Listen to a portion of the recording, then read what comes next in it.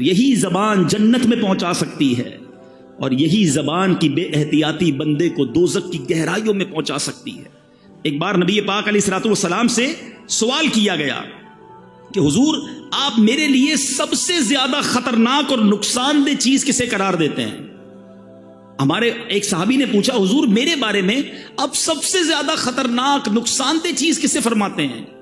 آقا علیہ الصلوۃ والسلام نے اپنی زبان مبارک پکڑ کر ارشاد فرمایا اسے۔ ذرا غور کیجئے، it's not a normal thing. آپ دیکھیں اللہ نے ہر چیز کے لیے ہمیں دو چیزیں دی ہیں، دو پارٹس دیے ہیں، ہاتھ دو ہیں، کان دو ہیں، آنکھیں دو ہیں، پیر دو ہیں، زبان ایک ہی دی ہے، اس کے بھی 32 پہرے دار ہیں، مگر بندہ اس کا پہرا توڑ کر بھی رب کی نافرمانی کر جاتا ہے۔ غور کیجئے، کہا جاتا ہے کہ جو عقل مند ہوتا ہے نا اس کی زبان دل کے پیچھے ہوتی ہے، پہلے وہ سوچتا ہے کہ بولوں یا نہ بولوں، پھر بولتا ہے، اور جو بے وقوف ہوتا ہے نا اس کی زبان دل سے آگے ہوتی ہے، وہ پہلے بول کے بعد میں سوچ رہا ہوتا ہے کیا کہہ دیا۔ اللہ سلامت رکھے میرے شیخ طریقت ابیر اہل سنت کو، ان کا شاندار نعرہ ہے، مدنی چینل پر آپ نے سنا ہوگا، پہلے تولو بعد میں بولو، کیونکہ بولنے کے بعد آپ کئی بار پچھتائے ہوں گے کہ یار نہیں بولنا تھا، غلط بول گیا یار، اس کا دل ٹوٹ گیا، ناراض ہو گیا، جھگڑا ہو گیا، پارٹنرشپ ختم ہو گئی، ڈیل کینسل ہو گئی، گھر ٹوٹ گیا۔ یہ ساری چیزیں کس سے ہو رہی ہیں؟ یہ زبان سے ہو رہی ہیں۔ گھر میں جھگڑے، طلاقیں، جھگڑے، ناراضگیاں، غیبتیں، یہ زبان ہی تو ہے۔ اور اگر بندہ پہلے سوچ لیتا بولنے سے پہلے، قرآن کہہ رہا ہے اے ایمان والو اللہ سے ڈرو اور سیدھی بات کہو۔ اے میرے میٹھے اسلامی بھائیوں، وی ہیو ٹو انڈرسٹینڈ، اللہ نے یہ بہت بڑی نعمت دی ہے، زبان آفت نہیں ہے۔ زبان کتنی بڑی نعمت ہے، ذرا ایک تھوڑا سا 30 سیکنڈز کا پریکٹیکل سب مل کے کرتے ہیں۔ کہیے سبحان اللہ، زور سے کہیں، یہ در و دیوار گواہ ہو جائیں۔ سبحان اللہ، کہیے الحمدللہ، اب کہیے اللہ اکبر۔ ہم سب کو 30 سیکنڈز نہیں لگے، ہم میں سے کسی نے ہتھوڑا نہیں اٹھایا، کسی نے کوئی بہت بڑا کام نہیں کیا، اپنی اپنی جگہ بیٹھے رہے ہم سارے۔ ود ان 30 سیکنڈز آپ کو اندازہ ہے آپ نے کیا کما لیا؟ ماشاءاللہ بہت بڑی تعداد میں اسلامی بھائی ہیں اور بڑے ویل آف لوگ بھی ہیں، مگر تھوڑا ایگزامپل سمجھانے کے لیے ہم جتنے لوگ بیٹھے ہیں نا، ہم سارے اپنی ویلتھ جمع کر لیں، سارے اپنے پیسے جمع کر لیں، جو اکاؤنٹ میں ہیں بینک میں وہ بھی جمع کر لیں۔ گھبرائیے نہیں، میں لے نہیں رہا، سمجھا رہا ہوں آپ کو۔ اگر ہم ساری اماؤنٹ ٹوگیدر کر لیں، کیا ہم اس بات کی اتھارٹی رکھتے ہیں کہ ان تمام کروڑوں روپے سے ہم جنت میں ایک درخت خرید سکیں؟ ہم میں سے کوئی اس قابل نہیں ہے۔ جنت تو ہماری اوقات ہی نہیں ہے نا۔ مگر سنو میرے رب کے وعدے، اللہ کے حبیب کی زبانی ہم نے سنے، جو ایک بار سبحان اللہ کہے اللہ اس کے لیے جنت میں درخت لگا دیتا ہے۔ ایک بار پھر کہو سبحان اللہ۔ جو ایک بار الحمدللہ کہے اللہ اس کے لیے جنت میں درخت لگا دیتا ہے۔ جو ایک بار اللہ اکبر کہے اللہ اس کے لیے جنت میں درخت لگا دیتا ہے۔ لک ایٹ کتنی بڑی نعمت ہے زبان۔ میں گھر بیٹھے کروڑوں نیکیاں کماتا رہوں۔ میرے آقا فرماتے ہیں بے شک اللہ تبارک و تعالی نے ایک فرشتہ میری قبر پر مقرر فرمایا ہے، جسے اللہ عز و جل نے تمام مخلوق کی آواز سننے کی طاقت عطا فرمائی ہے۔ Look at the listening power of that particular angel. وہ فرشتہ جو نبی پاک کے روضے پر ہے، اس کو صرف انسانوں کی نہیں، تمام مخلوق کی آوازیں سننے کی جو طاقت ہے اللہ نے عطا فرمائی۔ اللہ کے حبیب فرماتے ہیں فلا یصلی علی احد الی یوم القیامہ، پس تم میں سے جو شخص مجھ پر قیامت تک کوئی بھی درود پاک پڑھے گا، الا ابلغنی باسمہ و اسم ابیہ، وہ فرشتہ میری بارگاہ میں اس کا اور اس کے والد کا نام پیش کرتا ہے اور کیا کہتا ہے؟ ھذا فلان ابن فلان قد صلی علیک، یا رسول اللہ فلاں بن فلاں نے آپ پر درود بھیجا ہے۔ اب اس حدیث کے بارے میں ذرا تھوڑا سا غور کیجئے گا، دو خوبصورت باتیں، ایک عقیدے کی بات اور ایک عشق کی بات۔ نبی پاک نے کیا فرمایا کہ میری قبر پر ایک فرشتہ، نبی پاک کے روضے پر آج بھی وہ فرشتہ موجود ہے، ادھر سے درود پاک پڑھے، فرشتہ مدینے میں وہ درود ہمارا سن لے گا۔ اچھا کبھی کیلکولیٹ کرنے کی کوشش کریں تو کیلکولیٹ تو نہیں ہو سکتا، all around the world Hare minute کتنے درود پڑے جا رہے ہوں گے۔ کوئی امریکہ میں پڑھ رہا ہے، کوئی افریقہ میں پڑھ رہا ہے، کوئی یورپ میں پڑھ رہا ہے، عرب ملکوں میں، Pakistan, India, all around the world, کدھر بھی کوئی درود پڑھے وہ فرشتہ سن لیتا ہے۔ اچھا ایک ہے سننا لسننگ اور دوسرا ہے ریکگنائز کرنا, پہچان بھی لینا. موبائل میں ہمیں کال آتی ہے, آج کل بڑے سافٹ ویئر آ گئے ہیں, یہ تو پتہ چل جاتا ہے کس کی کال ہے, لیکن یہ نہیں پتہ چلتا کہ اس کے والد کا نام کیا ہے. فرشتہ پڑھنے والے کی آواز بھی سن لیتا ہے اور جس نے درود پڑھا ہے اسے بھی پہچان لیتا ہے, اس کے والد کا نام بھی پہچان لیتا ہے. اب بڑی آسان سی بات ہے, آپ سب ماشاءاللہ پڑھے لکھے لوگ ہیں اور ویل آف لوگ ہیں. آپ کے گھر کے باہر ایک چوکیدار ہوتا ہے, ایک دربان ہوتا ہے, اور دنیا کا دستور ہے جو چوکیدار ہوتا ہے نا اس سے زیادہ پاورفل بندہ اس گھر کے اندر ہوتا ہے. زیادہ اتھارٹی کا حاصل کرنے والا, زیادہ پاورفل وہ گھر کے اندر ہوتا ہے, باہر چوکیدار پیغام رساں ہوتا ہے. سمپل کوشچن ہے میرا, جس نبی علیہ الصلوۃ والسلام کے دربان کی سماعت کا عالم یہ ہے, اس آقا کی سماعت کا عالم کیا ہوگا؟ ادھر سے درود پڑھے فرشتہ ادھر سن لے, تو پھر نبی پاک کی سماعت کا ایک فرشتہ میرا درود پڑھنے پر یہ بھی پہچان لے میرے والد کا نام کیا ہے, تو نبی پاک کے علم غیب کا عالم کیا ہوگا؟ پھر ہم جو جھوم جھوم کر پڑھتے ہیں درستی تو ہے کہ دور و نزدیک کے سننے والے وہ کان, یہ تو حدیث کی انٹرپریٹیشن ہے.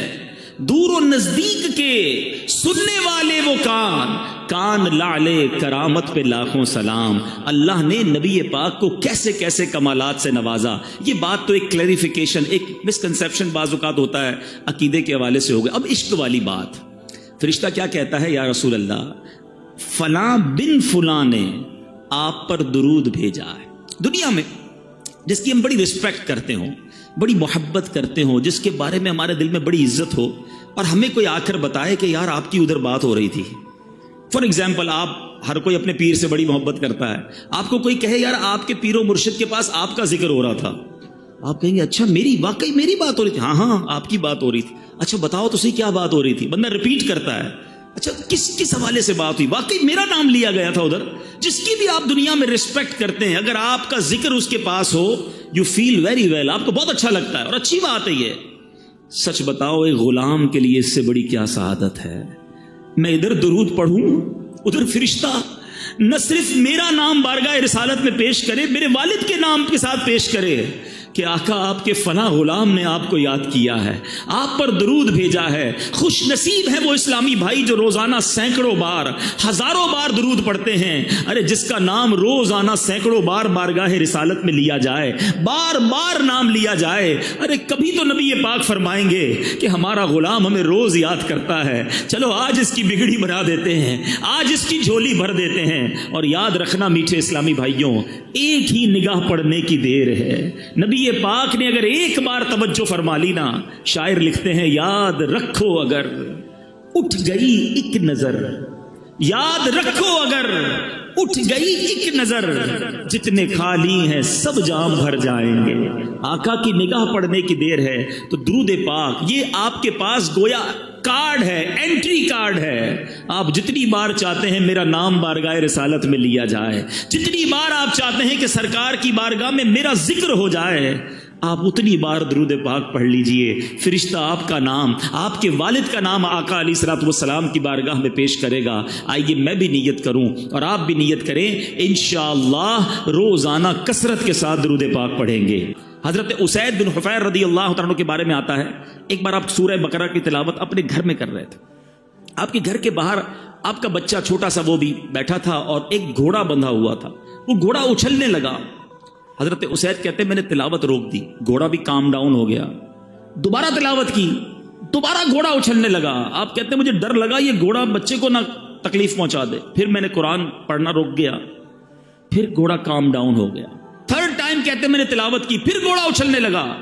میں نے سوچا بچے کو اٹھا لیتا ہوں. باہر صحن میں جب بچے کو اٹھانے آیا, حضرت اسید کہتے ہیں میں نے آسمان کی طرف دیکھا, آسمان پر جیسے ابھی آپ کو فانوس نظر آ رہے ہیں, کہتے ہیں عجیب و غریب کمکمے فانوس تھے, لیمپس تھی. میں حیران ہو گیا, پورا آسمان بھرا ہوا تھا. میں بچے کو لے کر اندر آ گیا.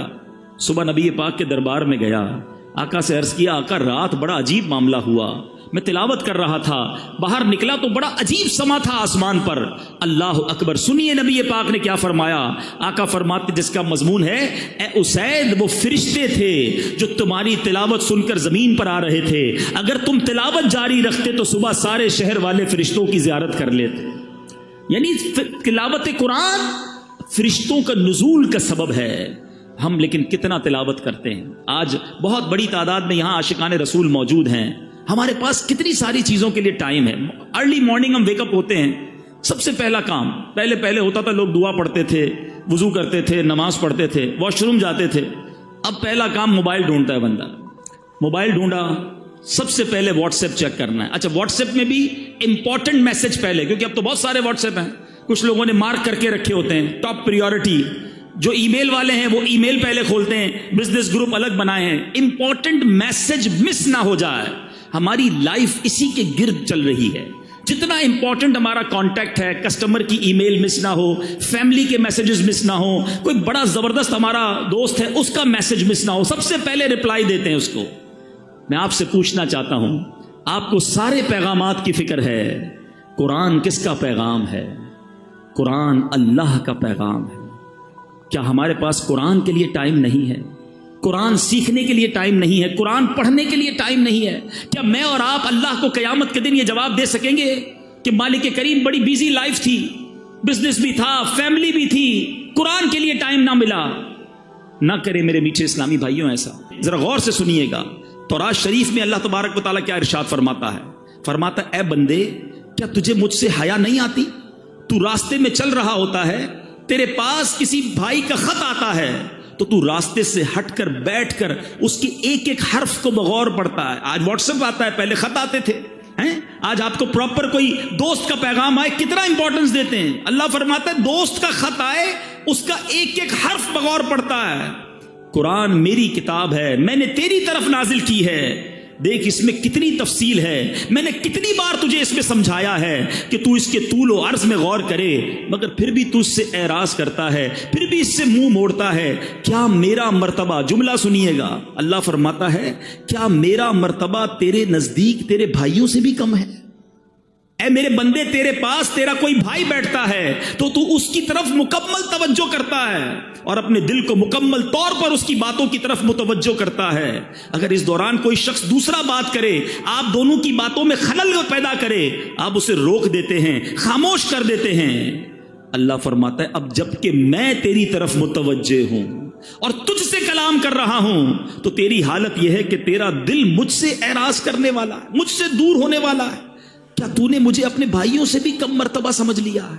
سوچئے, قرآن سے دوری یہ اللہ سے دوری ہے, اللہ کے پیغام سے دوری ہے. میلاد ہم سارا سال منائیں, ضرور منائیں, مگر ہمارے ہی آقا تو قرآن لے کر آئے نا. سب سے بڑا معجزہ قلب مصطفیٰ پر نزول قرآن ہے. مگر آج ہم قرآن کو کتنا پڑھتے ہیں؟ کچھ نہ کچھ تو روز پڑھ سکتے ہیں. میں آج صرف 3 آیتیں آپ کے لیے لے کر آیا ہوں. میں صرف آج 3 آیتوں کی تلاوت کروں گا کہ آپ کے رب نے, میرے رب نے ہمیں کیا فرمایا. اندازہ ہوگا آپ کو کہ ایک آیت میں گویا حکایت کا, حکمت کا, رہنمائی کا سمندر موجود ہے. سنتے جائیے اور ایمان تازہ کرتے جائیے. اللہ قرآن میں فرماتا ہے یا ایھا الذین آمنوا اتقوا اللہ وقولوا قولا سدیدا.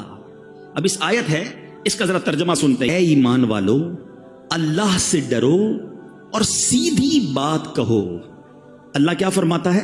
اللہ سے ڈرو اور سیدھی بات کہو. اس میں علماء فرماتے ہیں کہ سیدھی بات کرنا, زبان کی احتیاط کرنا, اس میں ہمیں زبردست درس دیا جا رہا ہے. مگر آج ہم کیا کر رہے ہیں؟ ذرا غور کیجئے. اللہ کے حبیب علیہ الصلوۃ والسلام کیا فرماتے ہیں؟ اللہ کے حبیب فرماتے ہیں جب انسان صبح کرتا ہے تو تمام اعضاء زبان سے ریکویسٹ کرتے ہیں ہمارے بارے میں اللہ سے ڈرنا. اگر تو ٹھیک رہی تو ہم بھی سیدھے رہیں گے, اور اگر تو ٹیڑھی ہو گئی تو ہم بھی ٹیڑھے ہو جائیں گے. نبی پاک علیہ الصلوۃ والسلام کو اللہ نے کیسی اتھارٹی دی. ہم ساری چاہتے ہیں جنت میں جائیں, but nobody have guarantee to go in heaven. ہم میں سے کسی کے پاس یہ گارنٹی نہیں ہے کہ ہم جنت میں جائیں گے کہ نہیں.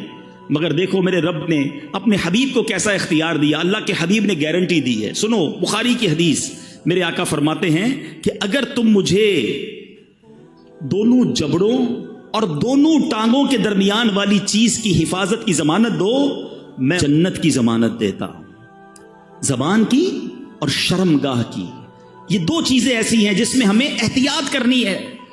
ایک اور حدیث پاک میں آقا فرماتے سب سے زیادہ جنت میں لے جانے والے عمل حسن اخلاق ہے، اللہ سے ڈرنا ہے. اور جہنم میں سب سے زیادہ لے جانے والا اگر کوئی عمل ہے تو وہ منہ ہے اور شرمگاہ ہے. یا تو پرائیویٹ پارٹس کا غلط استعمال یا اپنی زبان کا غلط استعمال.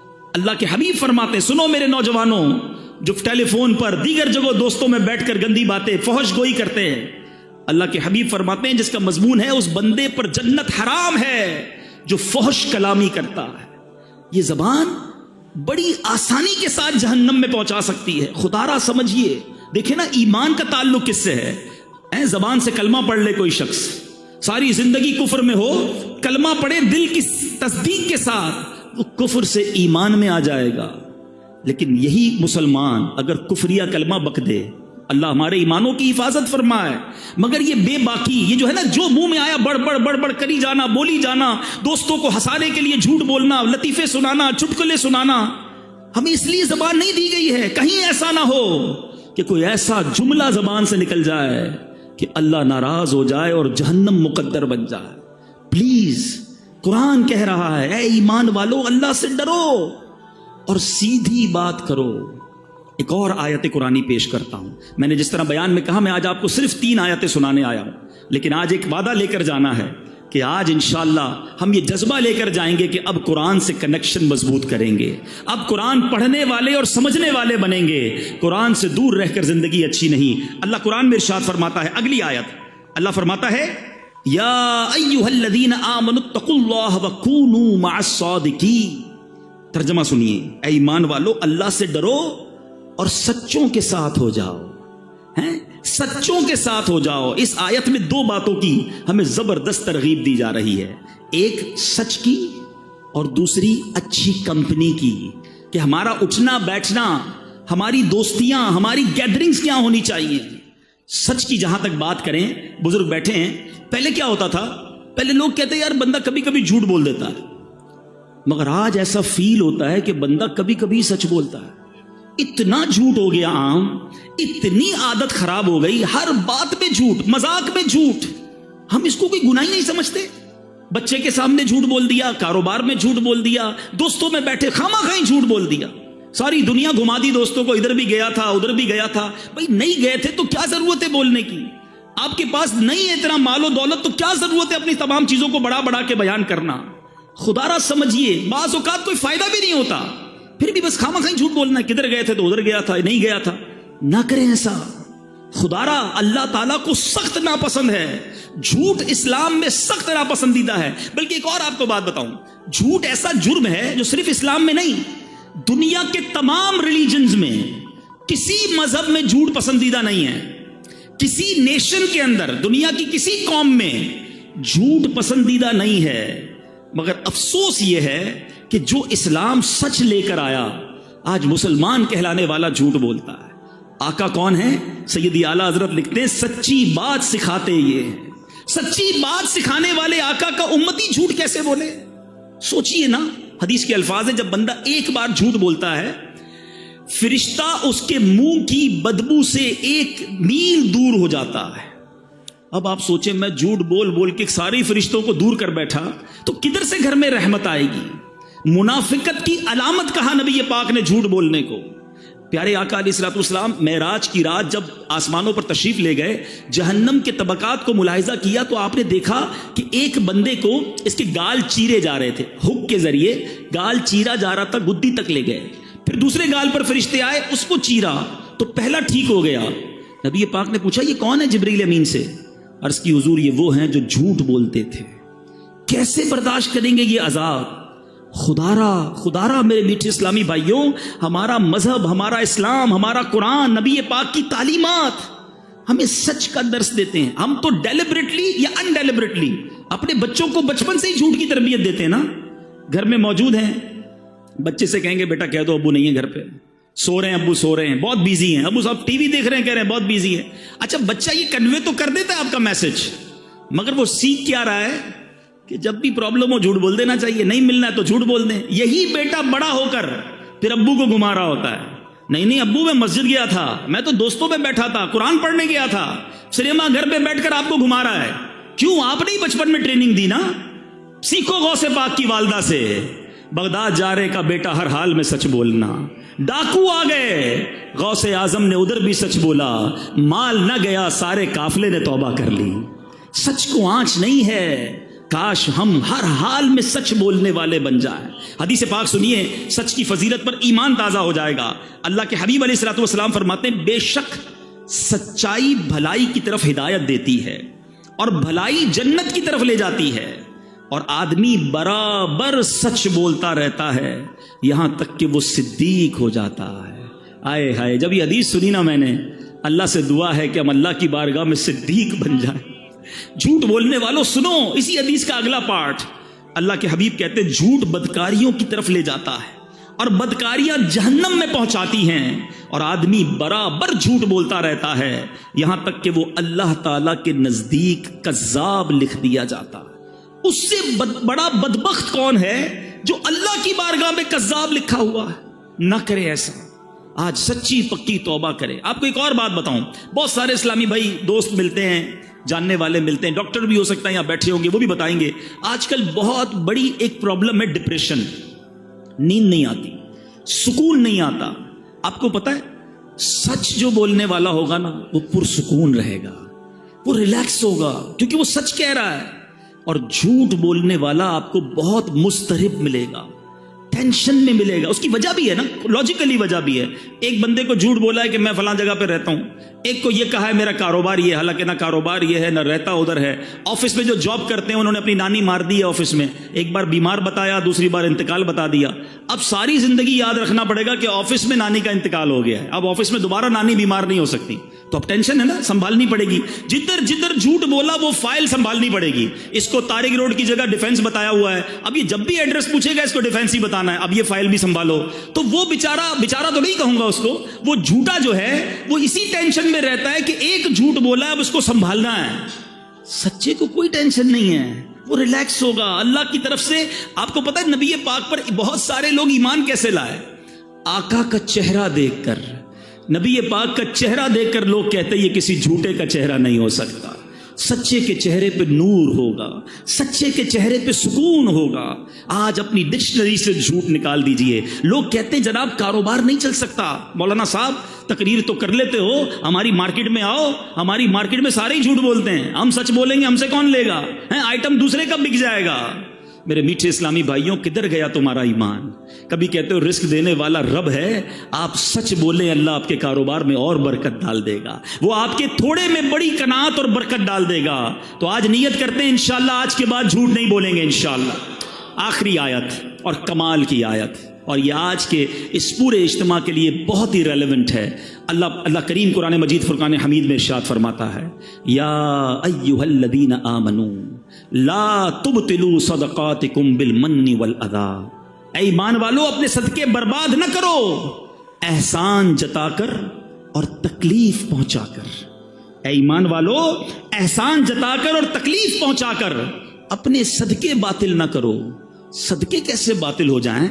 کسی غریب کو دیا اس نے ریسیو کر لیا، کسی تنظیم میں دیا رسید مل گئی، پھر کیسے ختم ہو جاتے ہیں؟ سنیے، ہم بہت بڑی مسٹیک کرتے ہیں۔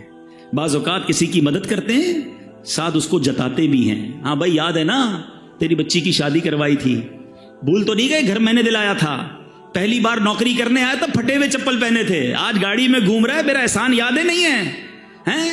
جب تمہیں بیرون ملک جانا تھا ویزا میں نے لگا کے دیا تھا، پہلا لون مجھ سے ہی پاس کروایا تھا۔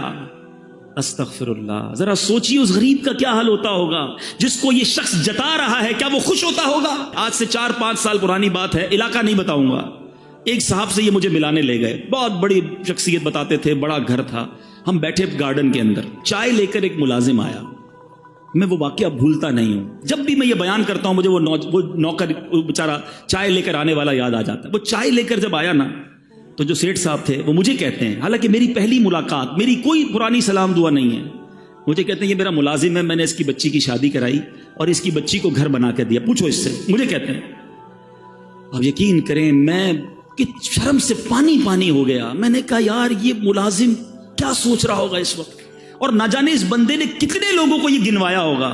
وہ غریب سوچتا ہوگا کہ یا اللہ یہ سیٹھ صاحب تو جب دیکھو مجھے ذلیل کرتے ہیں، یاد رکھیے میرے میٹھے اسلامی بھائیوں، یہ صدقہ ختم ہو جائے گا، یہ باطل ہو جائے گا، بلکہ گناہ ہو جائے گا اگر ہم کسی کو دے کر احسان جتائیں۔ ارے اگر آج میں نے اور آپ نے کسی کی مدد کی، اس میں میرا آپ کا کیا کمال ہے؟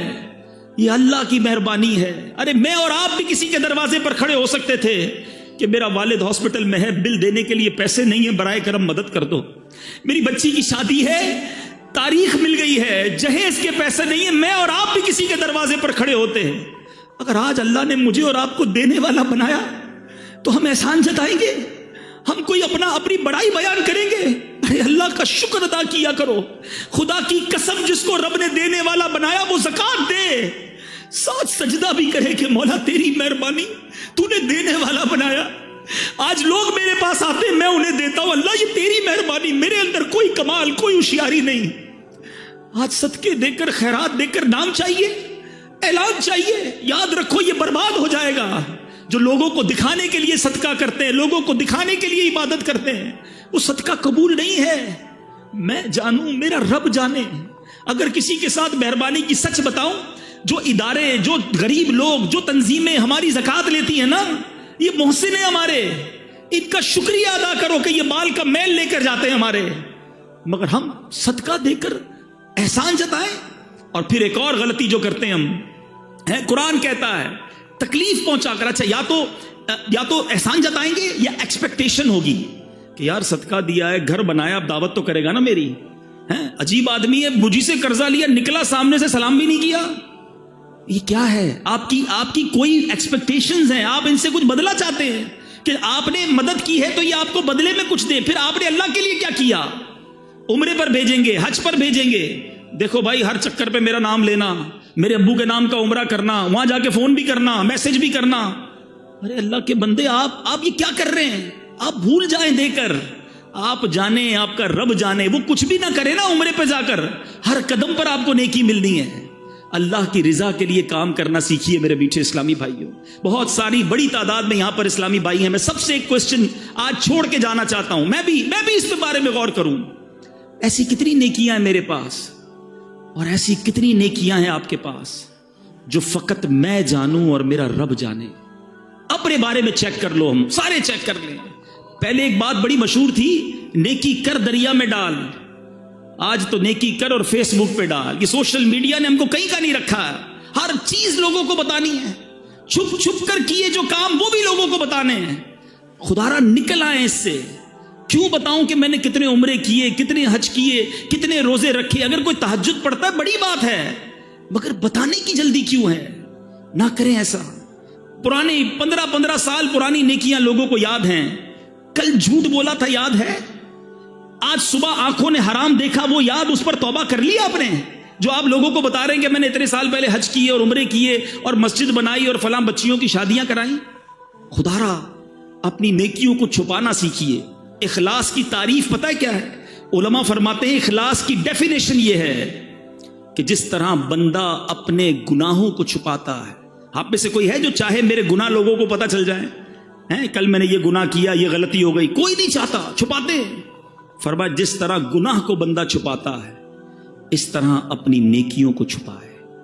اللہ کرے کہ یہ عادت نصیب ہو جائے، اللہ کرے کہ اللہ کی رضا کے لیے عبادت کرنا نصیب ہو جائے۔ یہ میلاد بھی جو ہے نا بہت اچھی بات ہے، ضرور منانا چاہیے۔ یہ میلاد بھی اللہ کی رضا کے لیے ہو۔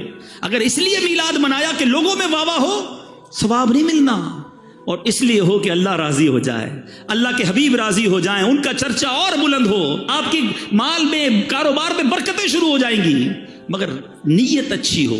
اب آخری بات، شیطان اتنا مردود ہے، ابھی میں جو بیان کر رہا ہوں نا، اب اس بیان کے دوران بھی شیطان جو ہے وہ خیال یہ لا رہا ہوگا کہ یار یہ صحیح کہہ رہے ہیں، وہ فلاں بندہ ہے نا وہ بڑا ہی لوگوں کو دکھا کر چندہ دیتا ہے، فلاں جو ہے نا وہ بڑا ریاکار ہے، دکھلاوے والا، ہمیں کوئی اور یاد آ رہا ہے، بیان سن رہے ہیں بندہ کوئی اور یاد آ رہا ہے۔ اور اللہ کے بندوں، ہمیں کسی اور کے بارے میں نہیں سوچنا، اپنی اصلاح کرنی ہے۔